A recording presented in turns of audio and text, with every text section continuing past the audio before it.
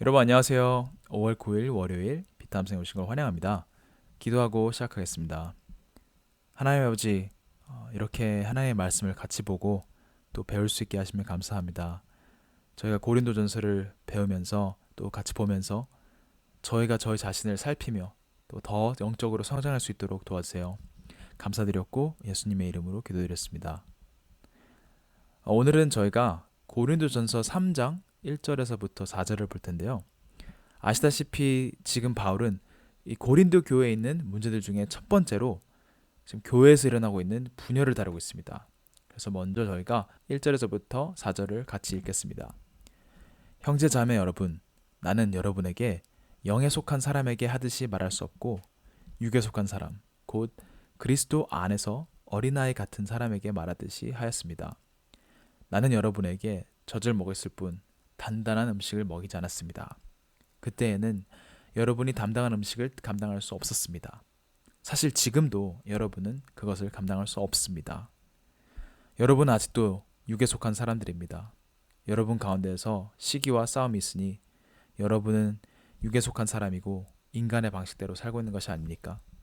어떤 사람은 나는 바울 편이다 하고 또 다른 사람은 나는 아볼로 편이다 한다니 여러분은 육에 속한 사람이 아니고 무엇이겠습니까? 자, 그러면 저희가 본문의 이해를 돕기 위해서 먼저 생각해야 될 게 있습니다. 자, 1장에서 바울은 교회의 문제에 대해서 말했습니다. 어떤 문제인지 분열이라는 게 있다고 말했는데 근데 그 문제를 바로 다루지 않고 갑자기 지혜로운 말에 대한 주제에 관하여 말하기 시작했습니다. 그래서 2장에서는 그런 주제로 계속 얘기를 했죠. 그리고 3장이 돼서야 오늘의 본문이 돼서야 그 교회의 문제를 직접적으로 다루기 시작합니다. 그렇다면 왜 분열이라는 교회 문제를 놓고 바울은 지혜와 언변에 대해서 말했던 걸까요? 자, 고린도 교회가 어떻게 분열됐는지 기억하시나요? 자, 각각 사람들이 자신은 바울, 아볼로, 게바, 예수님을 따른다고 하면서 다른 리더들을 서로 주장했습니다. 그래서 이 사람들은 서로 각각 리더들의 특징이나 단점들을 놓고 난 이 리더 편이야, 난 저 리더 편이야 라고 싸웠던 것입니다. 그런데 어떤 교인들은 바울을 놓고 봤을 때 이 바울의 메시지와 전하는 방식이 좀 문제가 됐던 것입니다. 이 바울이 십자가를 전하는 걸 보고 막 유창하지 않고 너무 심플하게 전하는 걸 보니까 바울의 저 사람 내용은 지혜롭지 못한다. 그래서 난 저 사람을 따르지 못하겠다. 아니면 바울의 메시지는 너무 원초적이야. 너무 어리석어. 그래서 난 유창하게 잘 설명하는 아볼로가 더 좋아. 그런 식으로 그의 십자가에 대한 복음, 되게 심플하면서도 어리석게 들리는 그 내용을 문제 삼고 바울을 따르기 힘들다고 몇몇 교인들은 말한 걸로 볼 수 있습니다. 그래서 2장에서 읽으신 대로 바울은 설명했습니다. 자신의 복음이 인간의 지혜의 설득력 있고 있어 보이게 하기보다는 남들에게는 좀 어리석게 보일지라도 십자가에 대해서 그리고 성령의 나타나심과 능력으로 복음을 전했다고 말합니다. 그 이유는 믿는 사람들이, 신자들이 처음 믿을 때 그 믿음이 자신의 그런 지혜, 말에 의존하는 게 아니라 그런 사람의 지혜에 의존하는 게 아니라 하나님의 능력에만 기반될 수 있도록 그것을 원했기 때문이라고 설명합니다. 그리고 2장 후반부에는 바울은 자신은 하나님의 지혜로 하나님이 가르쳐 주신 대로 말할 수는 있긴 하지만 그건 오로지 성숙한 영적인 신자들에게만 그렇게 한다고 말합니다. 자, 그러면서 3장에서 드디어 이 교회 분열을 직접적으로 다루기 시작합니다. 자, 1절과 2절을 보면 바울은 고린도 교인들을 육에 속한 사람이라고 말하면서 그리스도 안에서 어린아이 같은 사람에게 말하듯이 했다고 합니다. 그들의 영적 미성숙함 때문에 그들에게 단단한 음식이 아니라 젖을 먹일 수밖에 없었다고 합니다. 다른 말로 말하자면 바울은 이렇게 말하는 겁니다. 내가 너희에게 그렇게 유창하고 세상 기준에서 지혜롭게 들리지 않고 간단하게 십자가의 복음만 전했던 것은 내가 그렇게 지혜롭게 말을 못해서가 아니라 너희가 영적이지 못해서 그렇게 말을 안 한 것이다. 너희가 감당할 수 없으니까 너희가 감당할 만큼만 준 것이다. 이런 식으로 지금 바울이 말하는 겁니다. 그리고 여기서 바울은 이 고린도 교인들이 얼마나 성숙하다고 말했나요? 뭐라고 표현하냐면 영에 속한 사람이 아니라 육에 속한 사람, 어린아이 같은 사람이라고 말했습니다. 고린도전서 12장, 14장을 나중에 보시면 아시겠지만 이 교회에는 영적 은사가 엄청 많았었기 때문에 고린도 교인들은 자신들이 굉장히 잘 가고 있고 영적이라고 생각했습니다. 그래서 바울의 이 글을 읽으면서 굉장히 놀랐을 것입니다. 왜냐하면 자신의 영적 상태가 실제로는 너무나도 낮았기 때문입니다. 고린도 교인들은 이렇게 영적으로 교만했기 때문에 3절과 4절에서는 바울은 그들이 영적으로 미성숙하고 육에 속한 사람이라는 것을 그 증거를 알려줍니다. 첫 번째 증거는 그들의 태도와 행동들이었습니다. 그들 사이에서는 아직도 시기와 싸움이 있었습니다. 그리고 하나님의 기준에서 사는 것이 아니라 아직도 사람의 기준에 따라서 살고 있었습니다. 그리고 두 번째로 그들이 미성숙하다는 것을 보여줬던 것은 그들의 말이었습니다. 그들의 말은 아직도 자기중심적이고 자신의 의견만 앞세우고 공동체를 세우는 말이 아니라 공동체를 오히려 나누는 그런 말을 하고 있었습니다. 그럼 오늘의 성경 내용을 저희가 어떻게 삶에 적용할 수 있을까요? 오늘 본문을 통해서 저희는 바울이 어떻게 교회 문제 해결을 접근했는지 볼 수 있었습니다.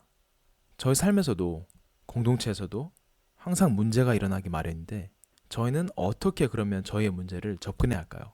자, 첫 번째로 문제가 어디 있는지를 제대로 파악하자. 자, 바울은 고린도 교인들에게 교회 문제를 해결할 때 제일 먼저 그들의 문제가 지금 그 문제가 어디 있는지를 알려줬습니다.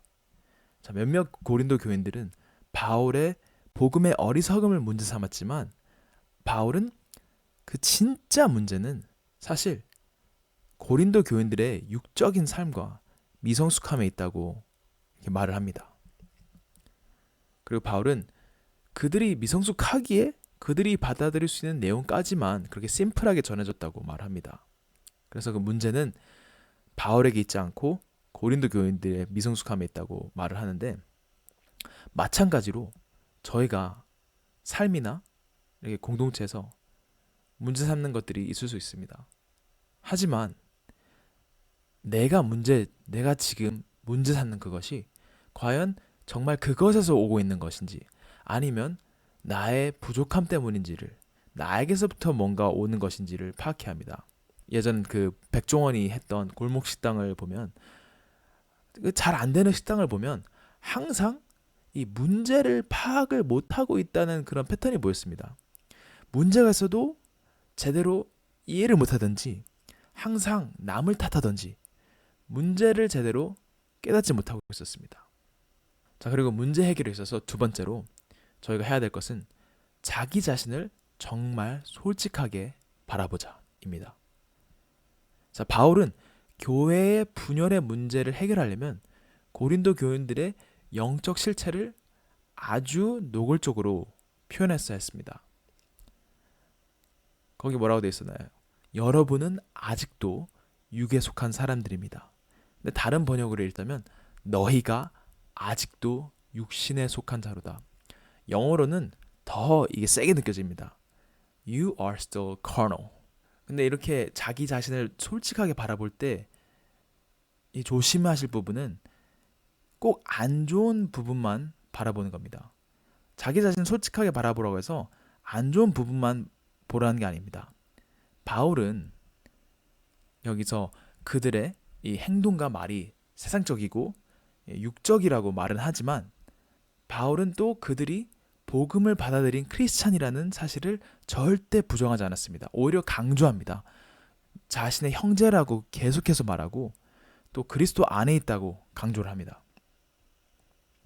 그래서 1절에서 그들을 육에 속한 사람, 어린아이 같은 사람이라고 표현하지만 그리스도 안에서 어린아이 같다고 분명히 적습니다.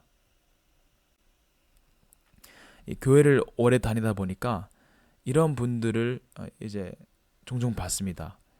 어떤 분들은 막 죄의 죄책감 때문에 너무 힘들어하면서 막 회개하면서 자신이 예수님 안에 있었다는 것조차 부정하기 시작합니다.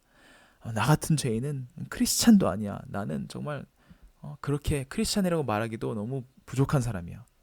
하지만 복음을 이미 받아들였다면, 그리고 또 예수님을 내 주로 영접했다면, 그렇게 나는 크리스찬도 아니야 그런 태도로 말하는 게 아니라 오히려 내가 정말 예수님을 내 주시고 내가 정말 거듭났는데 내가 더 이상 이렇게 살면 안 되지.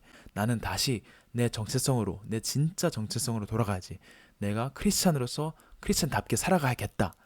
이런 식으로, 이런 태도로 우리 자신을 바라봐야 됩니다.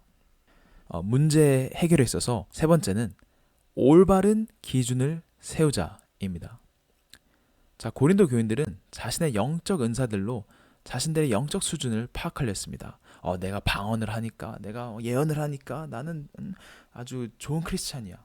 이런 식으로 잘못된 기준으로 이렇게 자신들을 바라봤는데, 하지만 바울은 그들의 태도, 행동, 그리고 말을 가리키면서 그들의 진짜 영적 수준이 어디 있는지를 보여줬습니다.